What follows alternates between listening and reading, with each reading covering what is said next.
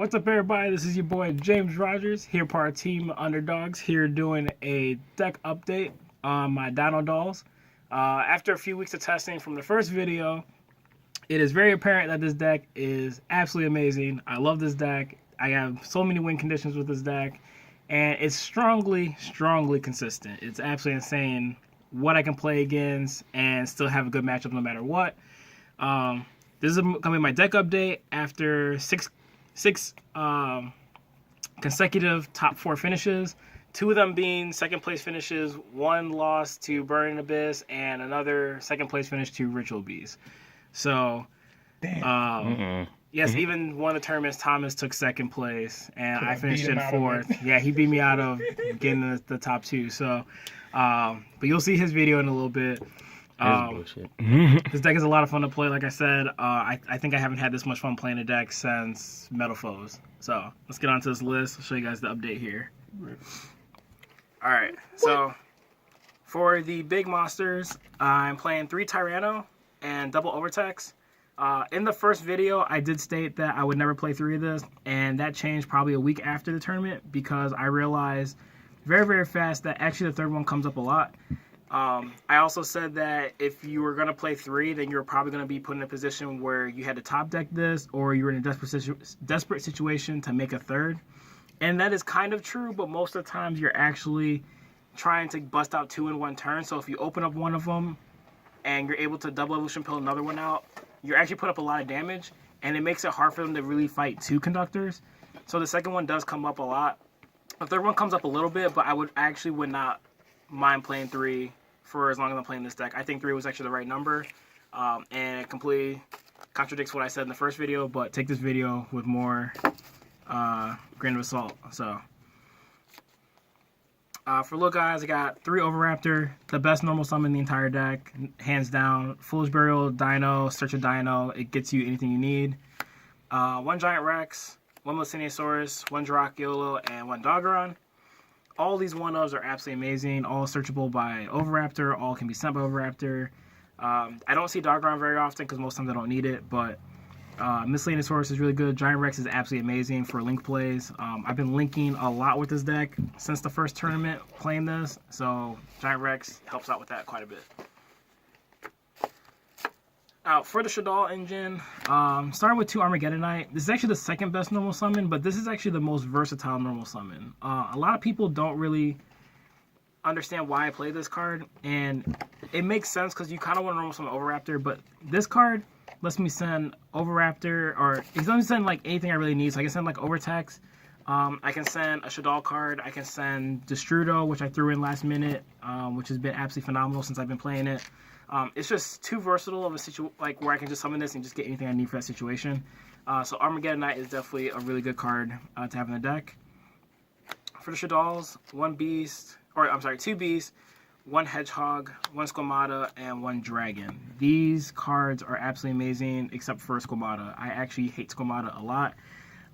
There really is no reason for me to be playing this card, but I play it because if I Foolish Burial any Shaddoll card, I always hit Squamata first to deck thin and then send a new one for whatever given situation I need. I play 2 Bs because drawing a card really helps, and it's the only card that actually allows me to do anything regardless of what matchup I'm playing against. Dragon, only if I'm playing against back row Pendulum. Hedgehog, I only actually use this if I actually make the play to go into Shikanaga. So Beast is like the only good one that's truly universal no matter what I do that turn. And then one of my favorite throw-ins, Destrudo. This card is absolutely amazing. Thomas will tell you exactly why. He hates this card. That Judgment he plays in his deck, he pretty much uses it every time I try to Black Rose him because he knows like that's what's going to happen when I bring this card out. Like, this card is just absolutely amazing. I can link with it. I can synchro with it. Like, this card is too versatile. I don't know why people aren't playing this in Dino-Dolls. Like, this card just needs to be there. For hand traps, 3 Ghost Ogre, 3 Effect Veiler. Effect Veiler probably is the better of the 2 hand traps right now. Ghost Ogre is too situational, and I often side this card out a lot, but Effect Veiler can just be used on pretty much any deck that allows me to like negate effects with. So, assuming they don't have Call by the Grave, both these hand traps are pretty good, but I like Effect Veiler a lot more. That's it for the monsters. I do believe it's 25 monsters for the deck. For the spells, triple Fossil Dig and 1 Rhoda, the main searchers of all your starting cards. Obviously, you want to see Fossil Dig, but Rhoda's really good too to get to Armageddon Knight. Both of those normal summons are just really good for the deck.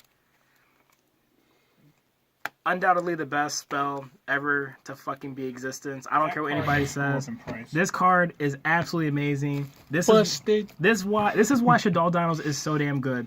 Like, I hate that fucking like this card just lets you bust out like you can this allows you to just make Conductor like so free, and then like I said, if you open up another Conductor in hand, you're just gonna get 2 in 1 turn, and they can only fight 1. So like no matter what happens, you're gonna kill them, and you're gonna have a board that really they have a hard time facing off against. And if you have 2 Conductors along with El Shaddai Winda, you're pretty much just gonna win the game. Or then you can make that other play. Yeah, you can make the other play and go into Shikanaga and just Gustav Max your opponent to death, which I did to Chainburn this past weekend, which was fucking amazing. Like, he couldn't game me with Burn, and then I gamed him for Burn, so that was just absolutely amazing. 3 Shadow Fusion. This you could argue to put this to 2. There are some times where I do side out 1 because I want to rely more on the Dino engine, but as long as you get to see this card and you get to resolve it once, you're pretty much fine. Because if they get rid of your fusion, you just get this back to your hand, and you just continue fusion later on.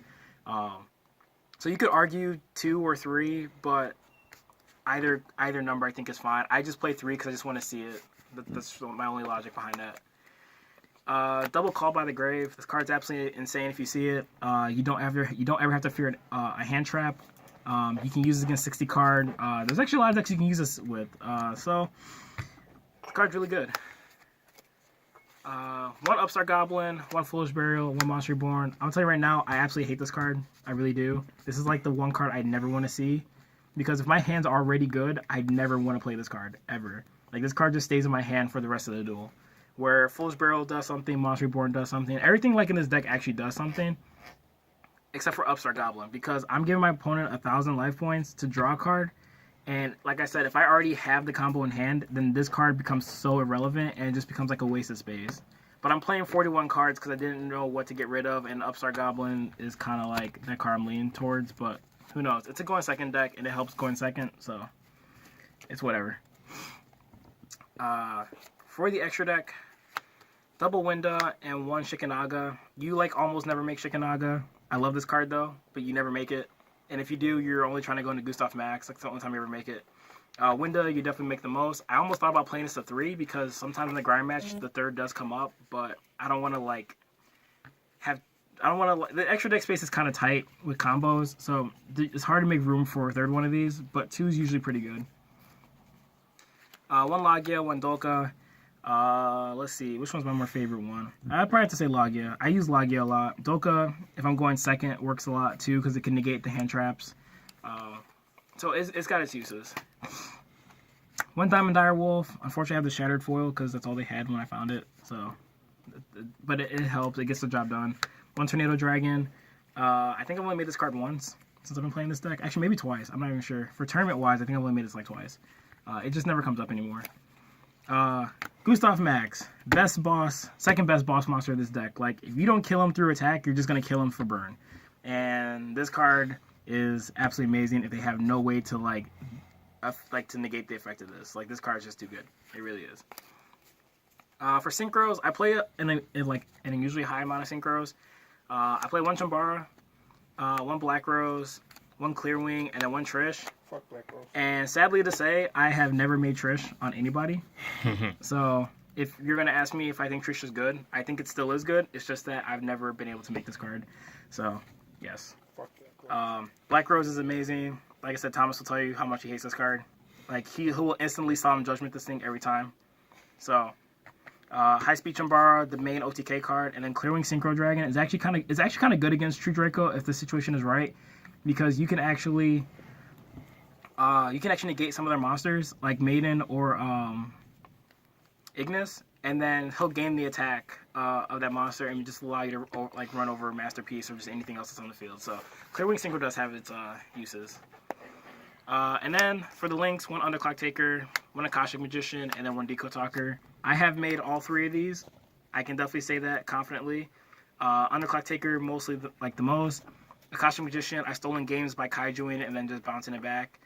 And then Deco Talker, Doesn't come up a lot, but when it does, it's just to push out for more damage. So, and then for the side deck, going old school, 3 Trap Eater. Probably my best out to like any floodgate that I have, like that there's existence, like Anti-Spell Fragrance, Imperial Iron Wall. Like this is like the best out to that. I actually try to rely on seeing these more than like Cosmic Cyclone, because if I don't actually open Cosmic Cyclone and I don't open up Trap Eater, at least if I can buy out one turn and I get to this I know for sure will resolve that next turn, whereas Cosmic Cyclone has to wait a whole turn, and by that point I might just lose. So I like Trap Eater a lot. 2 Drone Locks. This card sucks. I really do hate this card. This card was main decked for about 2 days, and then I just took it out because I realized that no matter what match I was playing against, this card was absolutely terrible. Unless it was like Trickstar, if they started with Terraforming, or just any deck that plays Field Spell that starts with Terraforming. That's like the only time this card's actually good, because it stops them, and that's it. I Drone Locked Pendulum Magicians, and the guy still made Hope Harbinger and Out Edge Vortex on me, even through Drone Lock, and I was just like, okay, I still lose. So the card's bad. Second Doggeron. This might be an Abyss Dweller in the near future, because Doggeron just doesn't come up. The second one I side just because I want to try and open it instead of searching it. If I'm going second against problem decks like Paleo, or just really anything that like Paleo, Pendulum Magicians, like anything that just has problem monsters, I'm just trying to like open this card easier, and that's why I decided to go put a second one in. But I might just put Dweller in instead. Beals. Favorite card to side deck right now, especially against something like True Draco, because unless it gets Monarch the Stormfort, this card just pretty much stays on the field the entire time, and they're never going to get rid of it. Triple Cosmic. Next best card to the side, I feel like, but these might be Twin Twisters soon. I think Twin Twisters just going to have some better usage going in the near future versus Cosmic. So we'll kind of see what happens, but for now I'm just going to keep playing these. But if I can get my hand on Twin Twisters, I'm probably just going to throw 3 Twin Twisters in instead of the Cosmics. 2 Chalice. Good for going first, going second. It's pretty versatile, but mainly for going second. If they make a VFD or if they just have something that's going to be an issue, I just wanted to have something to be able to negate the effect. Really good against barrier statues, just let you guys know that right now. It's really good against barrier statues. So, 1 Raigeki. You don't actually need board wipes in this deck. Against what a lot of people say, I feel like you actually don't need board wipes, but if you had to play one, Raigeki would probably be the one, because Dark Hole doesn't do anything for your deck, and Interrupted Kaiju Slumber is ashable. So like the only actual good board wipe to side for this deck is Raigeki. So yeah, I just play Raigeki. And then 2 D barriers because I didn't know what else to play, and I'm trying to go second. So this card's good going second technically, because if you break their board and you get to this, you can just set it and then just pretty much stop them dead in their turn, like dead in their tracks like next turn. But to be honest, like, I don't know. These could be anything else, but I'm probably just going to keep these in here until I find out another option. So that's it for the deck. I hope you guys enjoyed that one. Like I said, this deck is just so much fun to play. I think it's the best deck I've actually had a chance to play since Metal Foes. And who knows, depending on what happens to the ban list, I may continue to play this. I may try to do something cheeky with Metal Foes again. I don't really know yet. So thank you guys for watching. Hope you guys enjoyed the deck profile. Peace.